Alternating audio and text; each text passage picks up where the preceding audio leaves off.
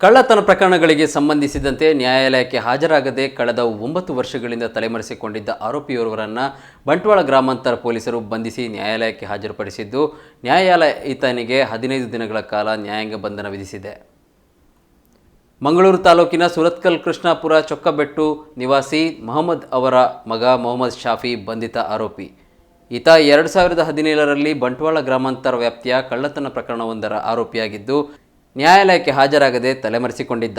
ಇದರ ಜೊತೆಗೆ ಜಿಲ್ಲೆಯ ವಿವಿಧ ಠಾಣೆಗಳಲ್ಲಿ ಈತನ ಮೇಲೆ ಕಳ್ಳತನ ವಿಚಾರಕ್ಕೆ ಸಂಬಂಧಿಸಿದಂತೆ ಪ್ರಕರಣಗಳಿದ್ದು, ಆ ಪ್ರಕರಣದಲ್ಲಿಯೂ ನ್ಯಾಯಾಲಯಕ್ಕೆ ಹಾಜರಾಗದೆ ತಲೆಮರೆಸಿಕೊಂಡಿದ್ದ.